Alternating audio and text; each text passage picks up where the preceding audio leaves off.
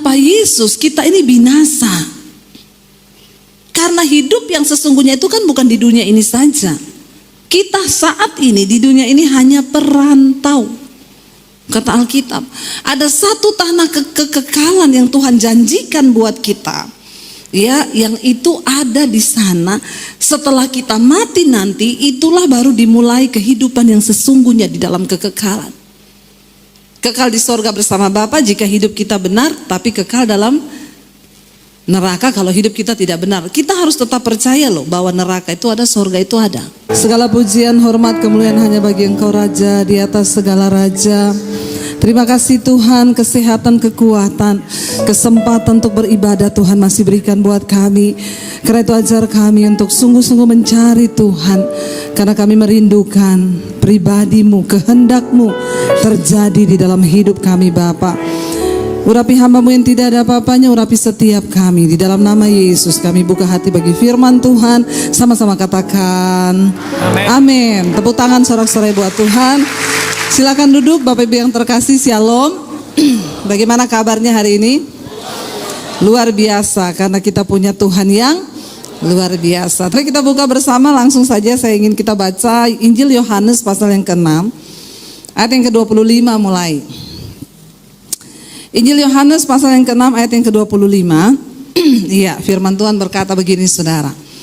Ketika orang banyak menemukan Yesus di seberang laut itu, mereka berkata kepadanya, Rabi, bila mana engkau tiba di sini? Jadi ceritanya Yesus menyeberang. Waktu itu orang berbondong-bondong mengikut dia. Ya wajar orang berbondong-bondong ikut Yesus. Kenapa? Dia adalah seorang yang sangat luar biasa, memiliki karisma dan kuasa, dan ada daya tarik. Karena itu orang-orang yang diurapi Tuhan itu memang ada daya tarik tersendiri, ya. Tetapi nggak usah mencari-cari daya tarik. Nanti berbahaya kalau banyak yang menarik. Tapi tidak dipungkiri saudara, orang itu berbondong-bondong, lalu mereka mendapati Yesus. Dikatakan di sana, tadi ayat yang tolong tayangkan, ya 25. Ketika orang banyak menemukan Yesus di seberang laut itu, mereka berkatanya kepadanya, Rabi, bila mana engkau tiba di sini? Mereka bertanya kepada Yesus, Tuhan, kapan engkau datang? Mereka mencari-cari Yesus. Ayat yang ke-26 berkata, ayat yang ke-26, Yesus menjawab mereka, Aku berkata kepadamu, sesungguhnya kamu mencari aku, bukan karena kamu telah melihat tanda-tanda, melainkan karena kamu telah makan roti itu dan kamu kenyang. Lalu ayat yang ke-27 berkata di sana, bekerjalah bukan untuk makanan yang akan dapat binasa, melainkan untuk makanan yang bertahan sampai kepada hidup yang kekal, yang akan diberikan anak manusia kepadamu, sebab dialah yang disahkan oleh Allah Bapa dengan materainya. Katakan amin. Saudara, pada zaman Yesus ada di dalam dunia, orang banyak mengikuti dia. Lalu satu saat mereka mendapati dia di seberang lautan dan mereka bertanya, Tuhan kapan engkau datang? Kami ini ngikut-ngikut engkau dari tadi, tapi kami nggak tahu ternyata Yesus sudah ada di sini. Yesus berkata kepada mereka, aku tahu kamu mengikut aku bukan karena kamu melihat tanda, mujizat ya yang sudah dikerjakan oleh Yesus, tetapi kamu mengikut aku. Ayat tadi berkata karena apa? Karena kamu telah makan roti itu dan kamu kenyang. Ada begitu banyak orang berbondong-bondong mengikut Yesus. Orang Kristen tuh banyak.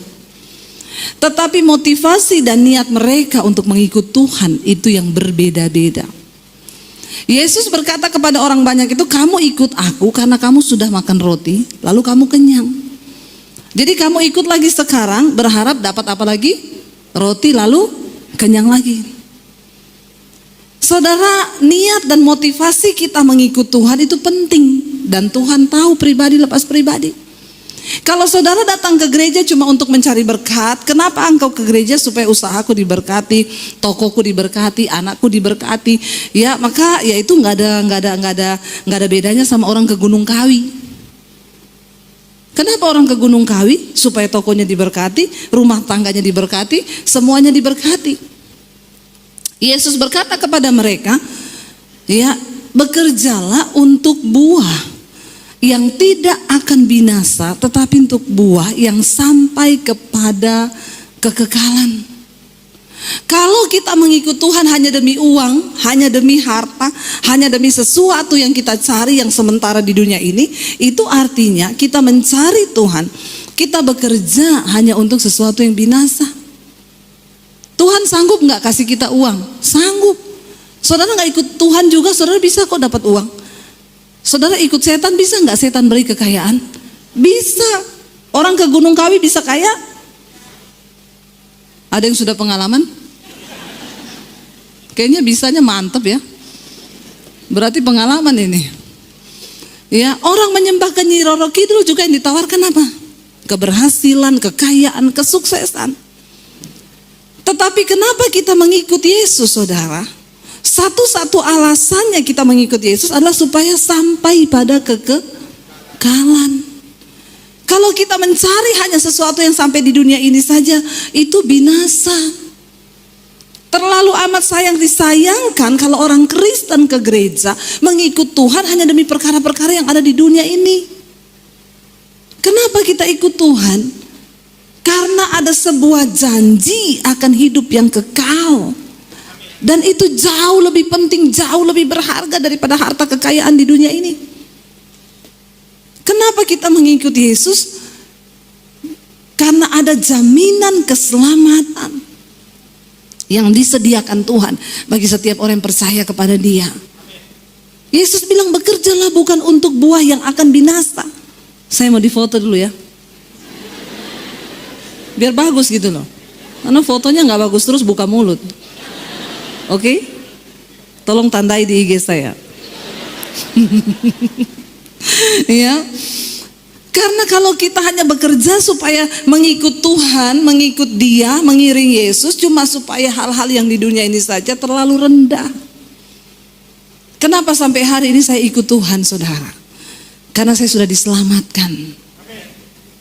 Saya kehilangan segalanya karena ikut Yesus. Tapi saya bersyukur ketika pertama kali saya terima Yesus. Saya baca Alkitab. Karena saya nggak boleh ke gereja kan, dilarang sama papi saya, jangan sampai ketahuan, saudara. Dari kecil saya sudah diwanti-wanti jangan sampai dekat-dekat sama orang Kristen, apalagi pacaran sama laki-laki Kristen, apalagi kalau kamu terlanjur menikah sama orang Kristen. Kata papi saya, lebih baik saya masuk penjara, saya bunuh kamu daripada kamu bikin malu keluarga. Jadi saya nggak berani dekat-dekat sama laki-laki Kristen. Padahal yang ganteng-ganteng tuh cowok Kristen. Ada amin? Kalau yang bertobat nggak bertobat sama aja mirip setan. Jangan bangga dulu. Ya benar nggak saudara? Lalu akhirnya ketika saya dijamah Tuhan, hidup saya berubah. Cara berpikir saya berubah. Apa yang dulu merupakan keuntungan bagiku sekarang ku anggap rugi. Karena pengenalan akan Yesus Kristus Tuhan itu lebih mulia dari segala-galanya. Lalu akhirnya saya mengikut Tuhan. Waktu saya ketahuan jadi Kristen, saya diusir dari rumah, saya mau dibunuh, saya tinggalkan keluarga. Kenapa saya rela melakukan semua itu? Cuma demi satu hal, aku telah diselamatkan. Dan tidak ada satupun yang bisa menggantikan keselamatan kekal yang sudah Tuhan berikan itu buat saya. Itu yang saya pegang, saudara. Saya yakini dan saya imani. Tanpa Yesus kita ini binasa. Karena hidup yang sesungguhnya itu kan bukan di dunia ini saja. Kita saat ini di dunia ini hanya perantau. Kata Alkitab, ada satu tanah kekekalan yang Tuhan janjikan buat kita. Ya, yang itu ada di sana. Setelah kita mati nanti, itulah baru dimulai kehidupan yang sesungguhnya di dalam kekekalan. Kekal di sorga bersama Bapa jika hidup kita benar, tapi kekal dalam neraka kalau hidup kita tidak benar. Kita harus tetap percaya loh bahwa neraka itu ada, sorga itu ada. Amin. Jangan tidak percaya, ada saudara. Supaya kita hidup ini berhati-hati. Saya pengen kita baca bersama, mari kita buka. Di dalam Roma pasal yang ke-6 ayat 19 sampai 23. Roma pasal yang ke-6 ayat 19 sampai 23. Ayat 19 dulu dikatakan di sana. Ya, firman Tuhan berkata begini, aku mengatakan hal ini secara manusia karena kelemahan kamu, sebab seperti kamu telah menyerahkan anggota-anggota tubuhmu menjadi hamba kecemaran dan kedurhakaan yang membawa kamu kepada kedurhakaan, demikian hal kamu sekarang harus menyerahkan anggota-anggota tubuhmu untuk menjadi hamba kebenaran yang membawa kamu kepada pengudusan. Dulu waktu kita belum hidup dalam kebenaran, kita belum mengenal Yesus, kita tidak tahu firman Tuhan, kita menyerahkan tubuh kita dan anggota-anggota tubuh kita dipakai untuk menjadi hamba kecemaran, sehingga orang bebas melakukan kenajisan, persinahan, perselingkuhan. Saya berdoa di sini tidak ada lagi yang berselingkuh. Nggak usah angkat tangan. Nanti kita baptis rendam 20 menit. Biar buka mata langsung di rumah Bapa di sorga. Iya. Saudara, ketika orang belum mengenal kebenaran, orang belum mengenal Yesus, dia melakukan dengan segala macam keserakahan, kecemaran, ya. Itu merupakan hal yang biasa, bahkan apa yang dulu itu kita anggap keuntungan melakukan dosa-dosa itu. Tetapi Rasul Paulus berkata, sekarang ketika kamu mengenal Kristus, harusnya kamu menyerahkan anggota-anggota tubuhmu menjadi hamba kebenaran yang akan membawa kamu kepada pengudusan. Sehingga kita hidup di dunia ini kita bekerja, iya. Bukan berarti ketika seseorang menerima Yesus dia tidak bekerja lagi. Tuhan bilang saya harus kudus, jadi saya berhenti kerja dulu. Apalagi saya mau sekolah Alkitab jadi pendeta. Jangan semua jadi pendeta, nanti saya banyak saingan. Menyerahkan hidup kepada Tuhan itu bukan berarti masuk sekolah Alkitab. Di rumah tanggamu, dalam keluargamu, hidup suami istri, hidup dengan orang tua, dengan anak, bagaimana kita mencerminkan hidup di dalam kebenaran, itu yang terpenting. Kalau engkau bekerja menjadi karyawan, jadilah karyawan yang jujur, yang memegang nilai-nilai dan prinsip kerajaan Allah. Kalau engkau menjadi pengusaha, jadilah pengusaha yang jujur. Di dalam usahamu, bisnismu ada nilai-nilai kekekalan di dalamnya. Tapi sayang banyak orang itu ngaku-ngaku Kristen, bikin malu nama Tuhan. Saya dulu dengan suami di Solo kita buka penerbit dan percetakan buku rohani tentunya. Saya bikin renungan-renungan, lalu kita cetak, itu beredar di seluruh toko buku di Indonesia. Kebanyakan distributor saya di daerah itu pendeta-pendeta. Kita sudah bikin aturan, kita store yang pertama nanti 3 bulan. Kita jalan terus setiap bulan store, pada waktu yang ketiga dia store uang yang pertama supaya ada perputaran. Lumayan kan lama saudara, ada jangka waktu 1-2 bulan itu. Ya awal-awal lancar, kirim retur lancar, lama-lama 5 bulan enggak store. Tapi buku minta terus, Bu kirim buku ya. Saya bilang, Pak yang lalu tuh Bapak belum bayar, returnya juga kami belum terima. Oh iya Bu, maaf saya ini sibuk penginjilan, saya misi, saya ke daerah. Tiap kali saya mau tagih, saya telepon lagunya, Allah mengerti, Allah peduli segala persoalan yang engkau hadapi. Ya kalau saya tanya, Pak gimana bayarannya? Allah aja mengerti, masa Ibu nggak ngerti? Tuh orang Kristen itu. Sayang saudara, kita ini ditebus dari cara hidup kita yang sia-sia. Harusnya orang Kristen itu lebih bernilai, sehingga orang dunia bisa melihat bagaimana hidup kita bercahaya. Kenapa? Karena kita bekerja di dunia ini bukan lagi hanya untuk benih yang akan binasa, tapi untuk benih yang sampai pada kekekalan. Amin saudara. Di tempat kerja engkau menjadi orang luar biasa. Ya saya punya satu distributor saudara waktu itu di Bali. Dia numpuk berapa bulan gak bayar, tapi buku minta terus. Satu kali ada orang distributor saya lepas, dia bilang, Ibu anak Tuhan juga, saya mau ke Bali ya Bu, siapa tahu saya datang ke toko dia bisa bayar. Saya coba tagihkan, saya bilang coba aja, kalau saya sih sudahlah saya relakan saja daripada kehilangan damai sejahtera. Ya, lalu orang saya datang ke toko, nggak lama dia telepon saya, Bu, Ibu suruh tentara juga ke sini. Kalau saya bilang belum bisa bayar, saya enggak bayar. Padahal bukunya habis. uangnya dipakai. Kayak begini bagaimana bisa engkau memperoleh kekekalan? Ya, utang ditagih, dia bilang Yesus yang bayar. Utang dosa Yesus bayar, utang duit bayar sendiri. Ya, ada lagi orang utang dipinjemin, saudara, waktu ditanya, ya belum bayar. Kamu kan udah kaya, masa uang segitu aja ditagih? Ini loh ya, bertobat saudara. Bagaimana kita bisa bekerja untuk buah yang sampai pada kekekalan kalau cara hidup kita ini tidak ada nilai-nilai kekekalan di dalamnya. Dulu teman saya pernah bilang, Bu, kalau cari pegawai nanti cari ini kan pendeta ya, nanti kasih orang gereja saya aja ya Bu. Dia WL di gereja Bu, luar biasa. Oh iya, sekalian untuk memberkati lah. Akhirnya saya pakai dia saudara. Kalau WL di gereja bahasa roh sampai langit ke-7.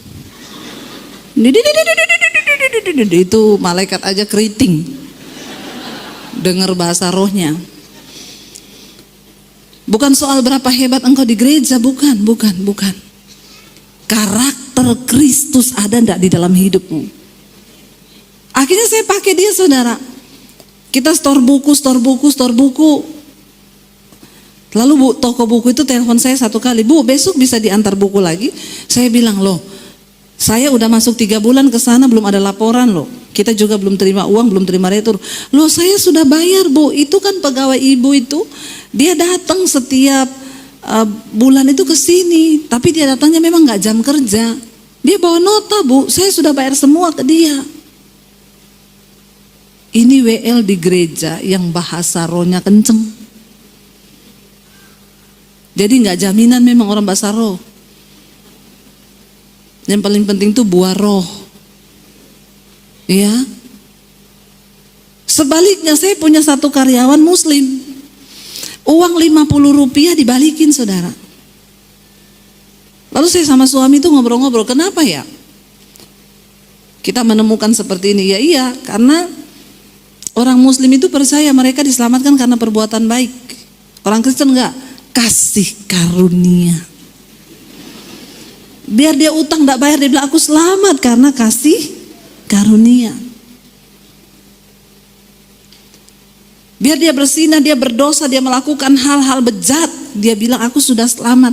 Aku diselamatkan bukan karena perbuatan baik, tapi karena kasih karunia. Pret. Jangan sembarangan dengan Tuhan. Memang pertama kali kita diselamatkan itu bukan karena perbuatan baik kita. Ketika saya diselamatkan Tuhan, saya berdosa. Saya orang yang paling kotor di dunia mungkin. Tapi Tuhan angkat hidup saya, dia nggak lihat waktu itu bagaimana hidup saya. Oke, awal pertama kali saya bertobat. Tapi ketika kita sudah diselamatkan, Alkitab berkata, kerjakan keselamatanmu dengan takut dan gentar. Kalau engkau cuma punya level iman percaya, firman Tuhan berkata, maaf, setan juga percaya kepada nama Allah dan mereka gemetar. Jadi kalau level imanmu cuma sampai dipercaya, maka kita sama setan satu.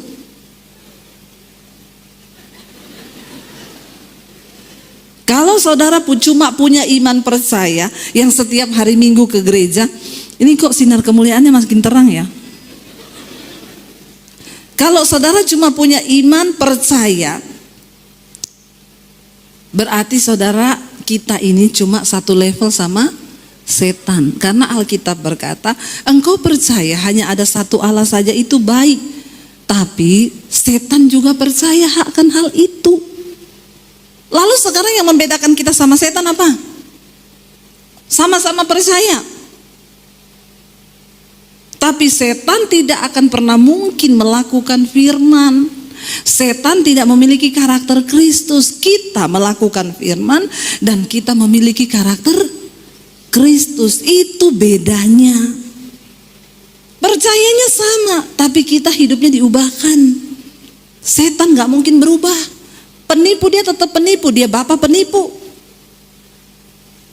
Segala yang jahat ada padanya, karena memang dia bapa penjahat. Tapi kita dikatakan dulu kita menyerahkan anggota-anggota tubuh kita kepada kecemaran, percabulan, kenajisan, penipuan.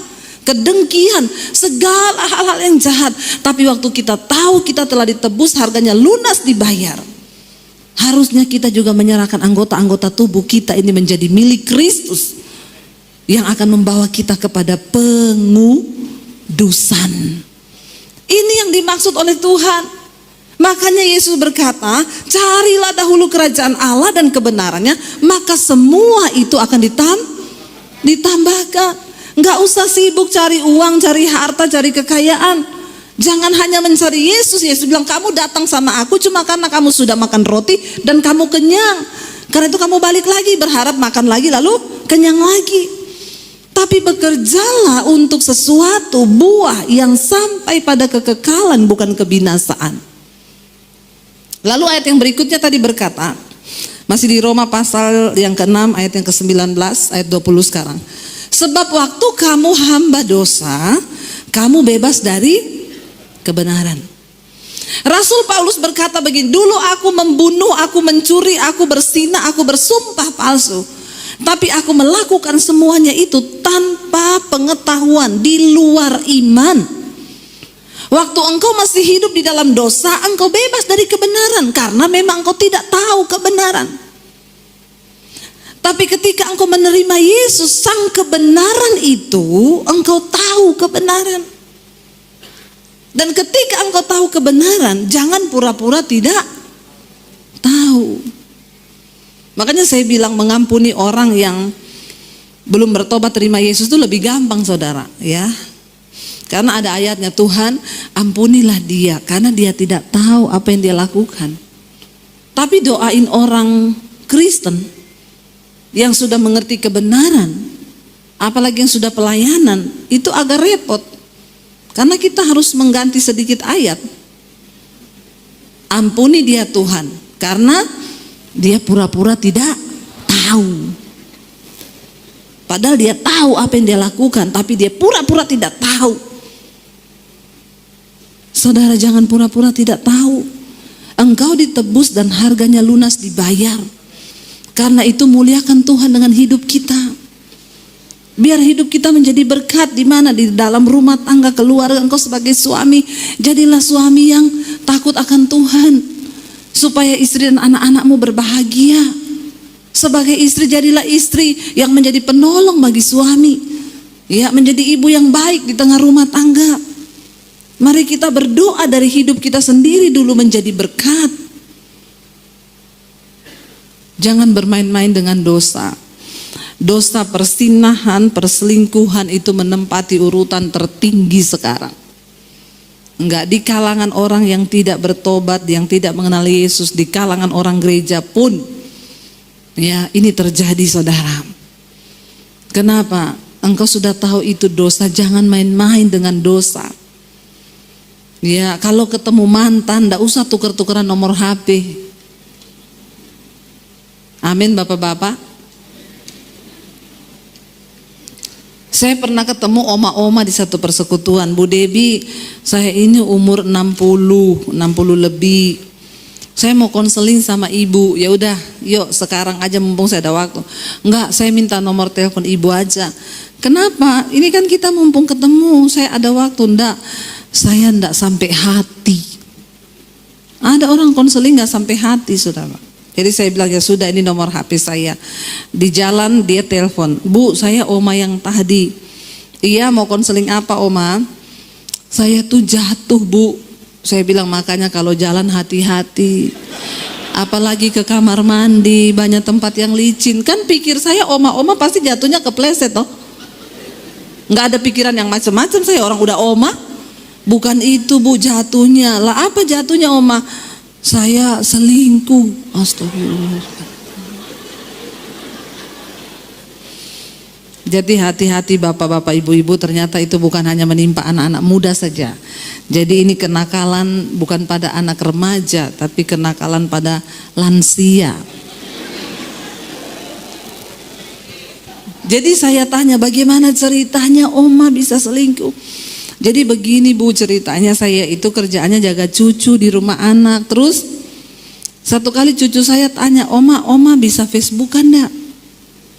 Terus saya bilang, enggak bisa Oma, ini gaptek. Itu HP-nya Oma canggih loh. Sini saya downloadkan aplikasinya, nanti saya ajarin Oma. Jadi ini penyesatan pada oma-oma.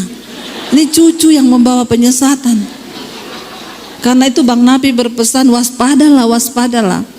Karena kejahatan bisa terjadi bukan hanya karena ada niat pelakunya, tapi karena ada Lalu dibikininlah Oma Facebook. Terus cucunya bilang, jadi caranya gini Oma cari teman. Oma punya kenalan lama siapa? Teman SMP atau SMA gitu. Nah orang normal ditanyain kenalan lama, yang diingat siapa? Normal juga nih Oma di sini ya. Ingat mantan semua lah. Ya, dia bilang, iya ada nih. Oma punya teman waktu SMA, ternyata dia sebut nama mantannya. Dicari sama cucunya bilang, oh iya ada Oma. Ini mukanya Oma masih ingat, iya itu. Oma tidak lupa mukanya saudara. Akhirnya cucunya bilang, Oma tahu caranya chattingan? Oma telepon juga bisa dari sini. Akhirnya Oma mulai masuk, wih CLBK saudara. Ya, akhirnya cinta lama belum kelar. Ya, Bapak semangat sekali ketawanya Pak. Biasa aja Pak.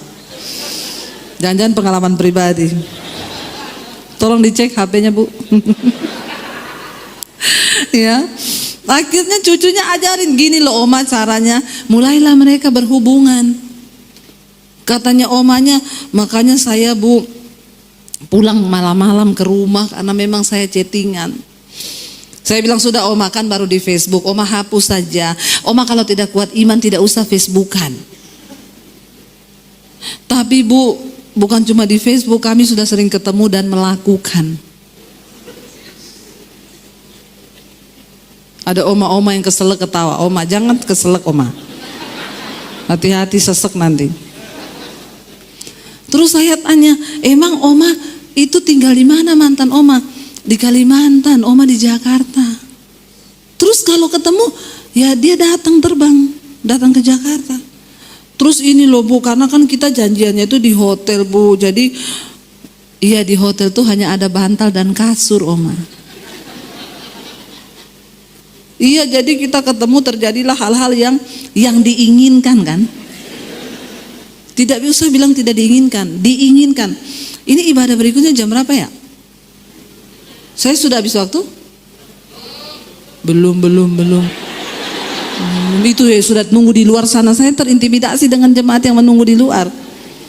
Enggak benar, kita serius Pak. Sudah habis Pak? Yang tidak berkepentingan dilarang bicara. Saya ini bertanya kepada pengerja, saya sampai jam berapa ini? Sampai kan ibadahnya jam 5 kan? Masa kita jam 5 selesai? Terus mereka keluarnya bagaimana? 10 menit lagi ya. Itu saya sudah dilihat tuh, di luar sana sudah orang pada nunggu saudara. Jadi saya bilang makanya Oma kalau tidak kuat iman jangan. Bayangkan loh 60 tahun. Saya bilang Oma ikhtifar, Oma usianya seoma begitu harusnya sudah mempersiapkan diri. Sebentar lagi di absen loh. Loh iya nggak saudara? Loh harusnya sudah mulai mikir sepatu apa yang mau dipakai di peti, bajunya apa. Lah kok masih selingkuh loh Oma itu. Terus umur 65 saya tanya, Oma minum vitamin apa? Vitaminnya sehari 15 biji, kolagen. Makanya jangan terlalu banyak vitamin deh Oma-oma. Ya, itu yang bikin akhirnya aneh-aneh hidup ini. Jadi saya mau bilang ya, dosa itu bekerja, enggak peduli tua muda, enggak peduli miskin kaya. Namanya dosa tetap dosa. Makanya Alkitab berkata kita harus menyerahkan anggota-anggota tubuh. Apa itu anggota tubuh? Mata, telinga, hidung, tangan, kaki serahkan kepada Tuhan untuk dipakai sebagai senjata kebenaran yang membawa kita kepada pengudusan. Kenapa? Sekarang dosa itu cuma di ujung jari loh. Saudara buka HP ya, dikirimin situs, dikirimin film porno. Saudara buka enggak? Nggak usah buru-buru menjawab. Pencitraan lagi. Di dalam hati saja tanya sendiri sama diri. Sekarang dosa itu cuma di ujung jari. Di depan mata kita semua tawaran itu ada. Tapi apakah kita mau menyerahkan anggota tubuh kita setiap hari berdoa, Tuhan pakai mataku, mulutku, telingaku untuk mendengar hal-hal yang baik, untuk mengucapkan hal-hal, untuk melihat hal-hal yang baik. Jangan ada kenajisan. Kalau tiap hari saudara lihat film porno, kenapa banyak orang jatuh dalam persinahan? Lah tiap hari yang dilihat film porno. Saudara lihat sapi di jalan, saudara bilang itu sapi tidak pakai celana. Dari dulu sapi tidak pakai celana. Tapi karena otak sudah kotor, yang begitu pun dilihat jadi sesuatu yang aneh, makanya bertobat. Amin saudara. Kita ini harus mempersiapkan hidup yang kudus. Ayat yang tadi berikutnya katakan apa di sana? Ya, Roma pasalnya yang ke-6 tadi. Sekarang kita lihat ayat yang ke-21. Dan buah apakah yang kamu petik daripadanya? Ya, dikatakan sana, kamu merasa malu sekarang karena kesudahan semuanya itu ialah kematian. Waktu kita sudah bertobat, kita malu dengan kelakuan kita yang dulu. Dulu kok aku begitu ya? Dulu kok bodoh banget saya ya? Kenapa dulu hal-hal yang, makanya Rasul Paulus bilang, apa yang dulu merupakan keuntungan bagiku, sekarang ku anggap rugi karena pengenalan akan Yesus Kristus itu lebih berguna dari segala-galanya. Amin saudara. Buah apa yang kita petik setelah kita bertobat terima Yesus? Buah apa yang kita dapat? Apakah kita berbuah kepada kepengudusan? Apakah hidup kita semakin diperbaiki? Kalau engkau semakin rusak tetapi engkau ada di dalam gereja tiap hari, maka engkau harus bertanya, jangan-jangan imannya satu level sama siapa? Biasa aja ngomong setannya bu, nggak usah sambil melirik sama saya. Iya, benar saudara, apalagi melayani Tuhan. Kita yang berdiri di atas mimbar, ini mimbar bukan panggung. Kita harus menjaga hidup benar-benar sungguh-sungguh di dalam kekudusan. Buah apa yang kau petik daripadanya? Ayat yang berikutnya berkata di sana. Kita lihat ya, ayat yang berikutnya multimedia, nanti saya kasih kopi habis ini dia. Terima kasih ya. Iya, tadi sudah ayat yang ke-23. Ya, sebab upah dosa ialah maut, tetapi karunia Allah ialah hidup yang kekal dalam Kristus Yesus Tuhan kita. Ingat, upah dosa ialah maut, tetapi karunia Allah ialah hidup yang kekal dalam Kristus Yesus Tuhan kita. Ingat Yesus bilang tadi apa? Bekerjalah, bukan buah yang akan binasa, bukan untuk buah yang akan binasa, tapi untuk buah yang sampai pada kekekalan. Tuhan mau kita memperoleh hidup yang kekal. Jangan sia-siakan waktu-waktu hidup kita hanya untuk melakukan hal-hal yang tidak penting, apalagi dosa saudara. Suami istri kita harus bangun rumah tangga kita kuat. Jangan buka celah. Bapak-bapak dilarang HP dikasih password. Ada di sini nggak yang suaminya HP dikasih password, istri nggak tahu? Langsung bawa ke belakang sana. Kita buka kolam baptisan ini. Benar-benar rendam 15 menit. Ya, kalau ada suami yang HP-nya dikasih password, istrinya nggak tahu, itu sudah saya yakin 90% selingkuh. Wih, ibu-ibu betul. Berarti suaminya ibu kayaknya ini. Ya, iya, ngapain coba? Kalau nggak ada apa-apa, ngapain dipasang password terus istri nggak tahu? Sebab kebenaran hanya berbuahkan kebenaran dan kebaikan. Tetapi upah dosa itu maut, dan setan itu suka sembunyi-sembunyi. Jadi kalau ada suami-suami yang suka sembunyi-sembunyi itu temannya. HP dikasih password, ke kamar mandi bawa HP. Ini ciri-ciri nomor 2. Jadi ibu-ibu yang suamimu kayak begini nih ya perlu perhatikan. Ke kamar mandi bawa HP, kemana bawa HP? Tidur HP di bawah bantal.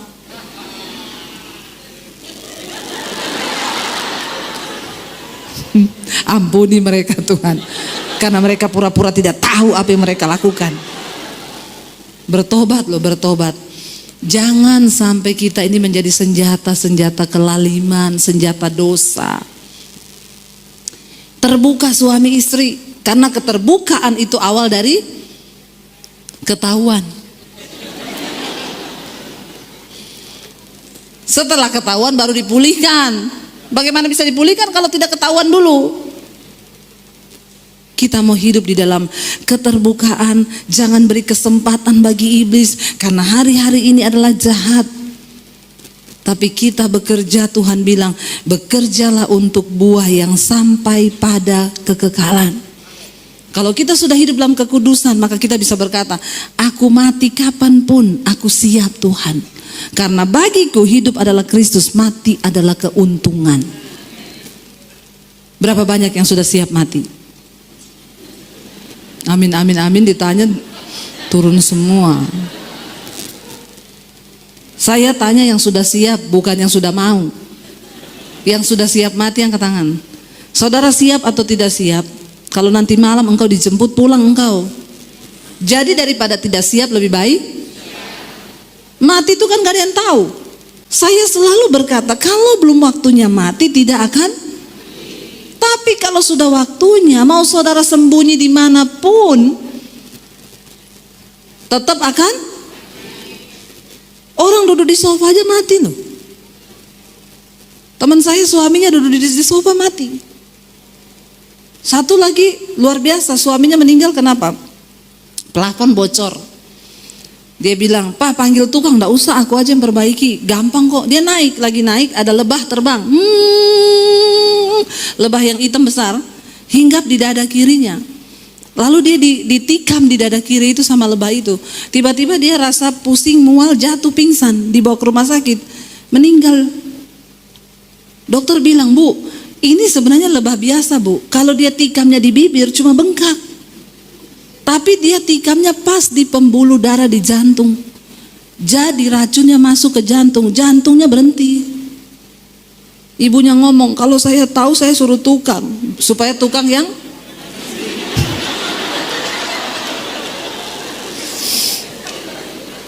tapi ndak bisa. Kalau disuruh tukang maka ceritanya berubah. Suami saya lagi tidur, ada lebah masuk kamar, tetap. Jadi bukan soal tukang atau bukan, memang lebah ini mencari suami. Makanya suami-suami juga jangan sombong kau. Udah tua selingkuh kanan kiri tebar pesona. Kalau lebah datang, lu mau apa? Saya itu gregetan kalau lihat bapak-bapak sok setelah kaya, waktu miskin istri yang temani, waktu kaya terus sama pelakor. Pelakor tuh cuma suka duitmu. Emang dia mau urus kau kalau sudah diabetes, serangan jantung, sakit-sakitan? Perlu diingetin memang bapak-bapak ini. Ya, jangan sombong merasa engkau punya segala-galanya terus istri disia-siakan. Makanya istri-istri kalau yang begitu doa saja, Tuhan kirim lebah. Ya, bertobat. Tapi saya yakin bapak-bapak di sini tidak ada yang begitu. Di mana Pak?